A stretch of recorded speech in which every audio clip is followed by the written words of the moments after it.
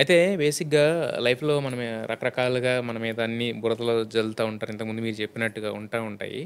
అయితే ఎవరైనా మనకి మిగతా దేన్నైనా తట్టుకుంటారు గానీ, ఒక అమ్మాయిలకు సంబంధించిన విషయాలు ఏమన్నా వచ్చినప్పుడు ఉంటే గనక ఎవరన్నా వచ్చి మన మీద ఏదైనా అలిగేషన్ ఏసేస్తే జనరల్‌గా కింద కామెంట్స్ అన్నీ చూసుకుంటూ ఉంటే రకరకాల నెగెటివ్స్ వస్తూ ఉంటాయి.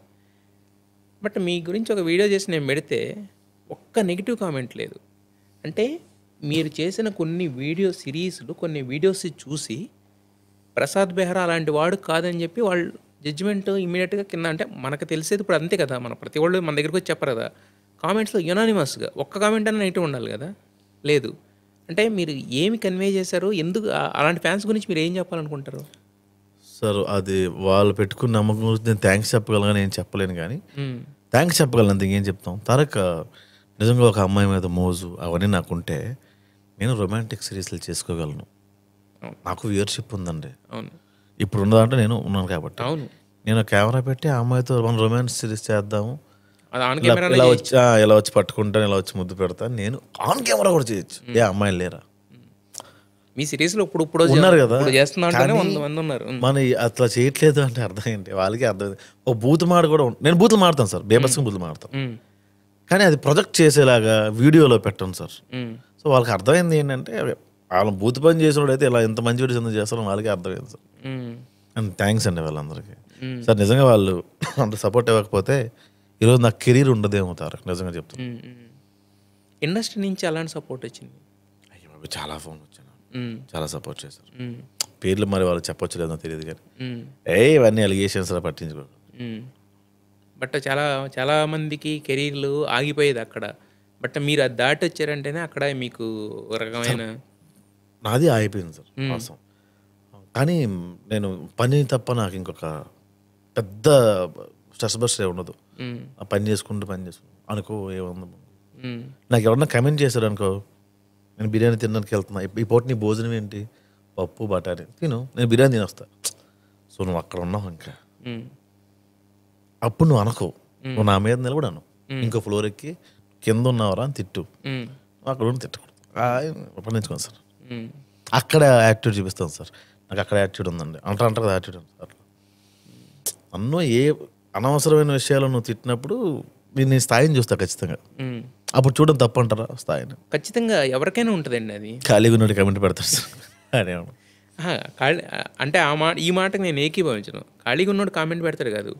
కామెంట్స్‌లో 2 రకాలుంటాయి. పాజిటివ్ కామెంట్స్ నేను అదే మాట్లాడను. అదే నేను అంటున్నాను. వాళ్ళు మన గురించి టైం పెట్టి మన గురించి ఒక కమెంట్ పెట్టి అప్రిషియేట్ చేస్తున్నారు, లేదా పాజిటివ్ నీ మైనస్ మార్చుకో అని చెప్తున్నప్పుడు హ్మ్. హ్మ్. వాళ్ళు మనకి ఎంకరేజ్ చేస్తున్న పీపుల్, వాళ్ళనే అనలేం సార్. అదే అంటున్నా. కూర్చొని నువ్వు అట్లా చేసినావు, నువ్వు ఎట్లా చేసినావు, ఎవడరా మార్కెట్లో కొత్త ఇవన్నీ పెడతారు సార్. వాళ్ళు ఖాళీగా ఉంటారు సార్. వాళ్ళు ఆ! వాళ్ళకి నేను ఎవరో తెలియదు, పర్సనల్గా రైవలరీ ఉండదు. పర్సనల్‌గా రైవల్రీ ఉన్నోళ్ళు వీళ్ళందరూ కామెంట్ చేస్తుంటారు. కొంతమంది బ్యాచ్లు ఉంటాయి, ఆ! ఆఫీస్లో పెడతారు బ్యాచ్లు అవి.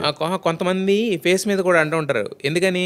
డీమోటివేట్ చేయడానికి. ఈ బ్యాచ్ ఎప్పుడైనా తగిలిందా మీకు? ధైర్యం సార్ నాకు. మరి ఎలా చెప్పి వాళ్ళతో అయ్యి బాబాయ్, నాకు ఎవరైనా వచ్చి నువ్వేం పీకలేవంటే నేను చూపించేస్తాను సార్. అది బాగా ప్రాబ్లం లేదు. ఇమ్మీడియట్‌గా పీకి చూపిస్తా. నువ్వేం పీకలేవంటే నేను అంటే నువ్వు ఇది చేయలేవు అంటే నేను ఖచ్చితంగా అది చేసిన తర్వాత వాడు ఎపిసోడ్ చేయడానికి ఫోన్ చేస్తారు కదా, మామ గ్రేట్ మామ అట్లా చేసిన, లేదు మామ నువ్వే ఇన్స్పిరేషన్ నాకు, అప్పుడు అన్నావు కదా ఏం పీకలేనని చెప్పి అది చేసి మామ అట్లా జరిగింది కూడా రీసెంట్గా. ఏదది? మేము ఒక సీరియల్ చేసిన తర్వాత సీరియల్?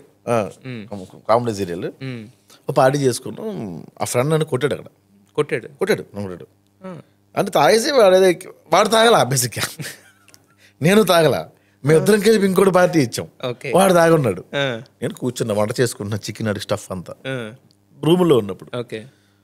ఇప్పుడు సీరియల్ చేసేవాళ్ళు వాడు వేరే వాడిని ఏదో అన్నానని చెప్పి, నేను ఈటీవీలో చేస్తున్నప్పుడు వీడికి ఏదో అపాయింట్మెంట్ ఏదో వేరే వాళ్ళు ఇప్పించలేదని చెప్పి ఇంకోటి సీరియల్సే నా మీద వచ్చాడు.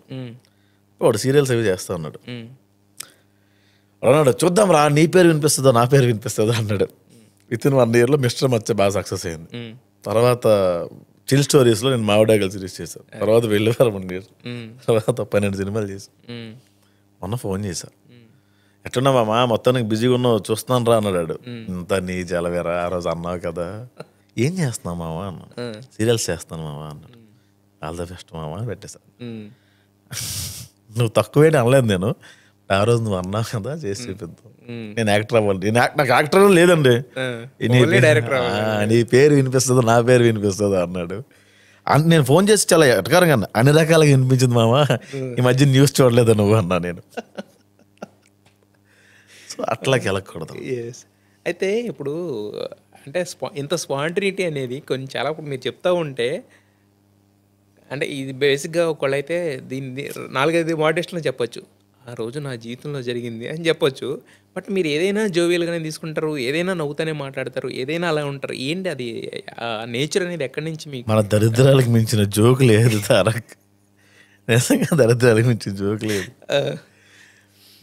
జోకులు కూడా మన దరిద్రం మీద ఉంటాయి, అందుకే నాకు ఉంటాయి అంట, అలవాటు అయిపోయింది. అలవాటు.